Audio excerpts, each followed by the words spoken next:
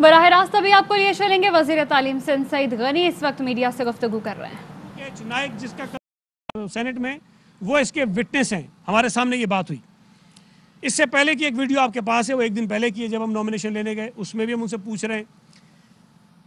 अगले दिन जब ये वोटिंग का अमल जारी था, एक हमारे वोटर शेरी रहमान साहब के पास गए, साहिबा के पास गए और उनसे ये कहा कि जी किसी ने नाम के ऊपर मोहर लगा दी है, तो क्या ये वोट सही है कि गलत है। शेरी रहमान साहिबा उसी वक्त वोटिंग के दौरान सेक्रेटरी सेनेट के पास गई और उनसे ये पूछा कि जी कुछ लोग अगर नाम पे मोहर लगा देते हैं तो उस वोट की क्या हैसियत है। तो सेक्रेटरी सेनेट साहब ने उस वक्त भी फरमाया कि वो वोट ठीक है, नाम के ऊपर मोहर लगाना कोई गलत नहीं, अगर वो बॉक्स के अंदर है तो वो ठीक है। ये वोटिंग के दौरान की बात है। अब जब ये सारा ड्रामा उन्होंने कर लिया और वोट वो रिजेक्ट कर रहे थे, तो शेरी रहमान साहब दोबारा गई है सेक्रेटरी सेनेट के पास उसी दौरान में। उसे कहा कि भाई आपने मुझे कहा है कि ये वोट ठीक है जिनकी मोहर नाम के ऊपर लगी हुई होगी। तो सेक्रेटरी साहब बड़ी मासूमियत से फरमाते हैं कि जी प्रिजाइडिंग ऑफिसर साहब ने मुझे ओवर रूल कर दिया है। अब अगर सेनेट का सेक्रेटरी, ये बात ध्यान में रखें कि ये जो इंतखाबात कल हुए हैं ये इलेक्शन कमीशन ने नहीं कराए हैं, ये सेनेट सेक्रेटेरिएट ने करवाए हैं, सेनेट सेक्रेटेरिएट ने। और सेनेट के सेक्रेटेरिएट का जो हेड है, जो सरबराह है, जो कस्टोडियन है, वो सेक्रेटरी सेनेट है। अगर सेक्रेटरी सेनेट भी कोई बात करे और उसके बाद हाथ खड़े कर दे कि नहीं मैं नहीं जी, ये जो ऊपर शहनशाह बैठा है मुजफ्फर शाह, ये जो कह रहा है वही ठीक है, तो फिर किसके ऊपर आप एतबार करेंगे, किसके पीछे आप जाएंगे। मैं ये समझता हूँ कि ये जो ड्रामा हुआ है, जो धोखा हुआ है, जो चोरी हुई है, जो डाका पड़ा है वोटों पर, उसमें सेनेट का जो सेक्रेटरी है वो मुलविस है। उसी ने कैमरे भी लगवाए थे। वो जब पकड़ा गया तो उसने फिर ये झूठ बोलकर, धोखा देकर उसने एक और ये ड्रामा किया है। मैं तो ये मुतालबा करता हूँ कि सेक्रेटरी सेनेट को नौकरी से बरतरफ करके जेल में डालना चाहिए। ये शख्स किसी सरकारी मुलाजमत का अहल नहीं है। अगर इसके अंदर जुर्रत है, इसके अंदर हिम्मत है, तो ये नाम बताए कि किसने कैमरे लगाए और किसने लगवाए। ये नाम बताए कि इसने किसके कहने पर पहले ये कहा कि नाम पर जो मोहर लगेगी वो ठीक है, और बाद में वो कहता है कि जी मुझे ओवर रूल कर दिया है। भाई आप सेक्रेटरी सेनेट हो, सेनेट के कोई क्लर्क नहीं हो। और अगर आप ये कह रहे हो कि जो मुझे ओवर रूल कर दिया, और आपने पहले मिसगाइड किया है, वोटर्स को मिसगाइड किया है, एक कैंडिडेट को मिसगाइड किया है, एक पोलिंग एजेंट को मिसगाइड किया है, और उसके बाद वो वोट उन्होंने रिजेक्ट किए। अब इसके बाद आपने वो तस्वीर देखी है और आप सब वहाँ मौजूद है। कल सेनेट सेक्रेटेरिएट के अंदर बहुत बड़े बड़े बैनर पोस्टर लगाए गए थे कि जी वोट डालने का तरीक़ेकार क्या है। उसमें जो पहला नंबर है, नुक्ता जो पहला लिखा हुआ है, उसमें ये दर्ज है, वाज़ेह तौर पर दर्ज है कि उम्मीदवार का नाम जहां दर्ज है उस खाने के अंदर आपने मोहर लगानी है, उस खाने के अंदर। और ये मैं आपको बता दूं कि उस बैलेट पेपर में सिर्फ 2 खाने थे, एक संजरानी साहब के लिए, एक यूसुफ रज़ा गिलानी साहब के लिए, कोई तीसरा खाना नहीं था। अगर यूसुफ रज़ा गिलानी साहब के खाने में मोहर लगाने के लिए कोई कॉलम अलग होता, उसमें बीच में कोई लाइन होती, तो फिर इस बात की पाबंदी हो सकती है कि मोहर आपने अलग से खाने में लगानी है। लेकिन अगर पूरा वो एक खाना है और लिखा हुआ है कि आपने खाने के अंदर मोहर लगानी है, तो फिर आप उस पूरे खाने में कहीं पर किसी जगह पर भी मोहर लगा सकते हैं। ये मैं नहीं कह रहा, सेक्रेटरी सेनेट ने भी कहा, और जो इन्होंने रिटन में वहाँ हिदायतनामा लगाया हुआ था उस पर भी दर्ज था। अब आइए, कल जो वो मोहसिन अजीज साहब ने एक पढ़ा, तमाम सेनेटर्स की टेबल पर उर्दू में और अंग्रेजी में दोनों हिदायतनामे रखे हुए थे। अंग्रेजी वाला जो हिदायतनामा है, आपको कॉपी मिल जाएगी, वो आप उठाइए और पढ़िए।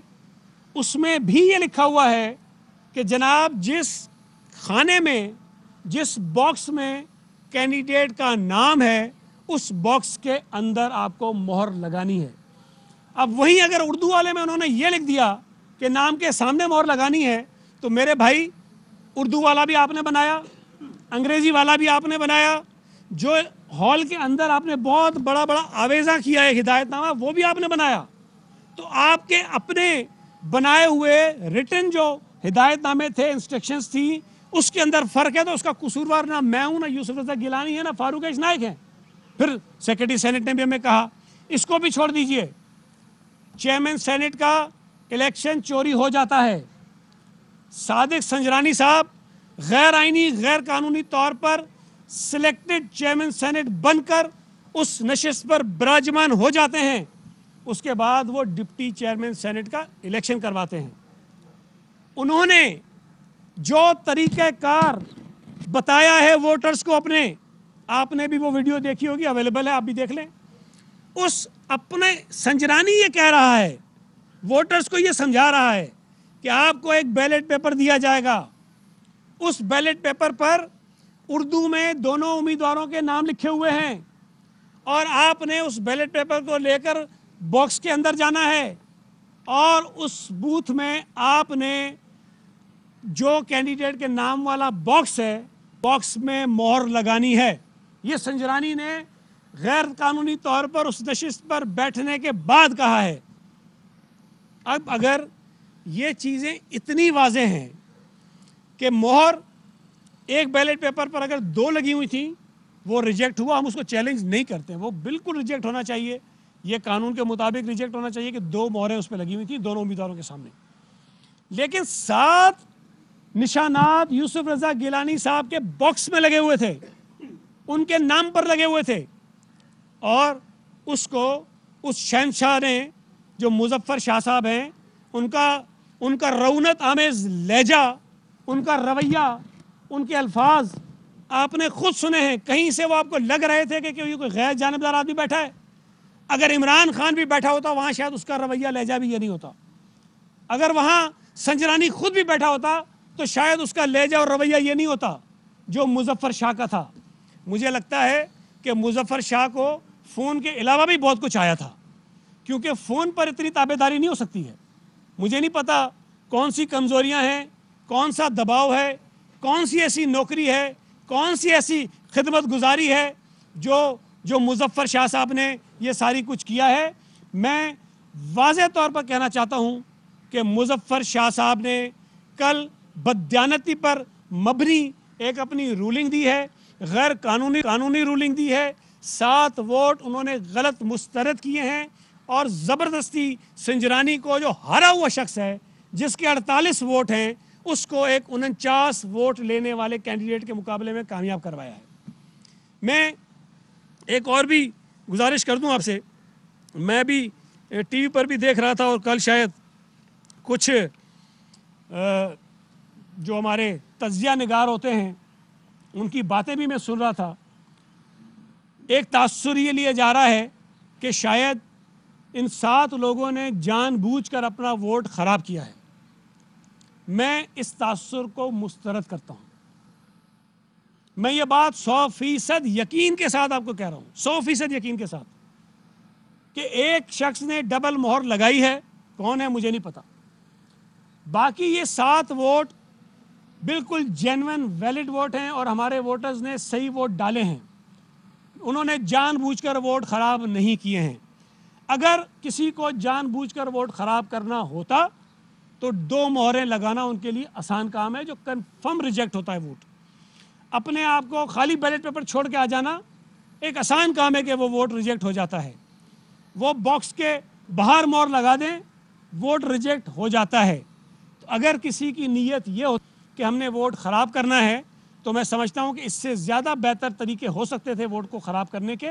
ये वोट ख़राब नहीं हुए हैं, ये जेन्युइनली लिजिटिमेट वैलिड हमारे 7 वोट हैं और हमारे वोटर्स ने ईमानदारी से, दयानतदारी से अपनी पार्टीज़ की हिदायत के मुताबिक अपने उम्मीदवार को वोट दिया है।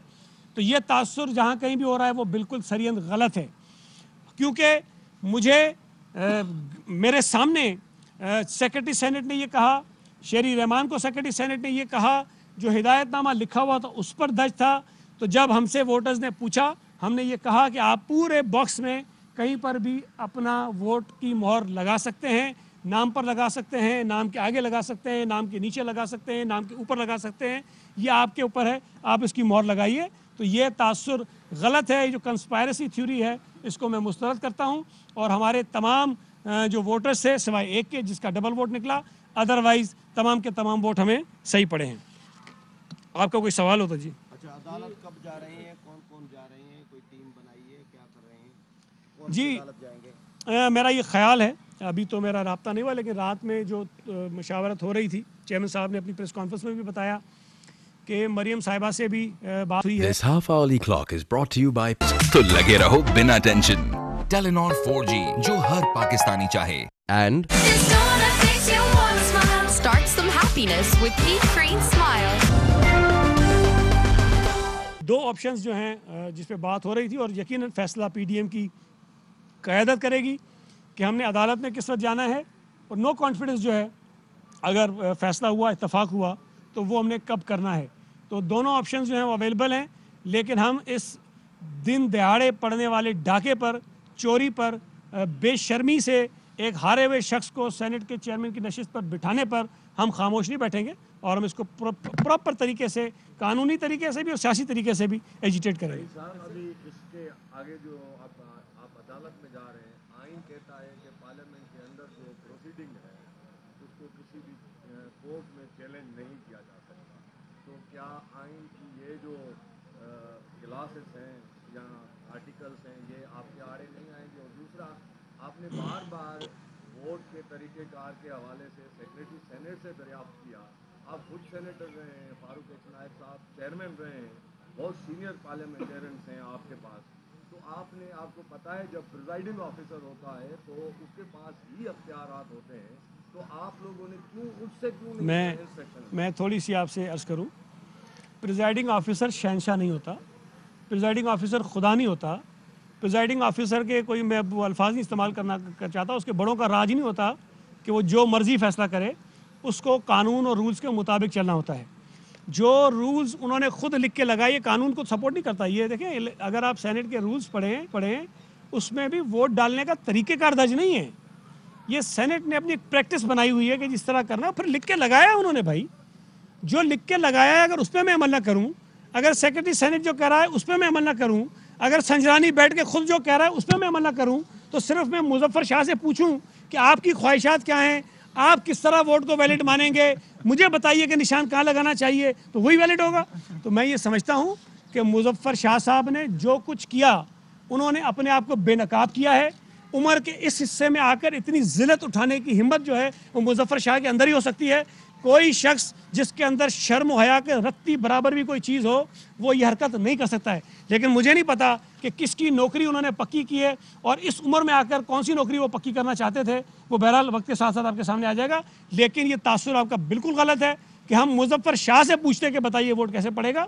तरीक़ेकार दर्ज था, सेक्रेटरी सेनेट ने बता दिया, रिटन जो हिदायत मौजूद थी उसमें दर्ज था, और उसके मुताबिक वोट पड़े, वो वोट बिल्कुल दुरुस्त है। प्रोसीडिंग चैलेंज हो सकती है?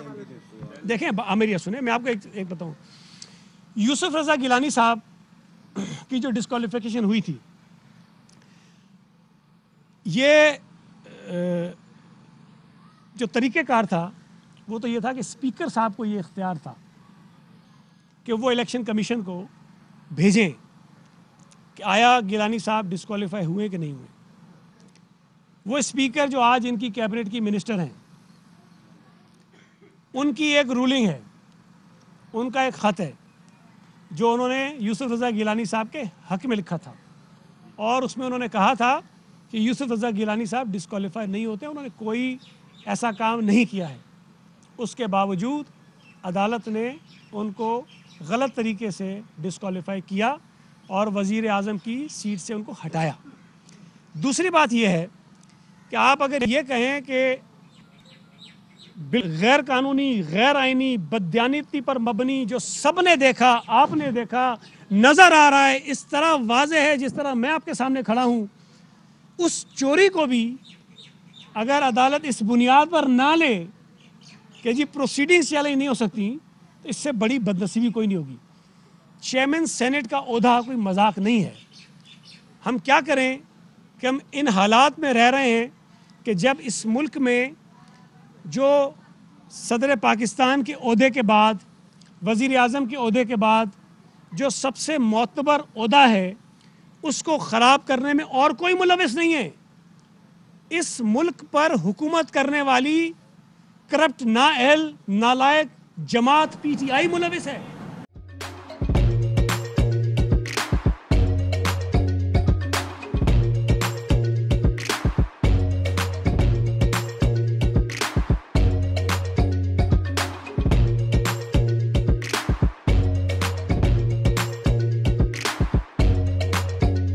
Instead of saving up for a new toy or a trip to Disney World, a 70-year-old بدلاً من توفير لعبة جديدة 来自阿拉巴马州的一名7岁女孩没有花 एक नए खिलौने या डिज्नी वर्ल्ड की यात्रा के लिए बचत करने के बजाय Alabama Anstatt für ein neues Spielzeug oder eine Reise nach Disney World zu sparen, hat Anstatt für un neus Spielzeug oder eine Reise nach Disney World zu sparen,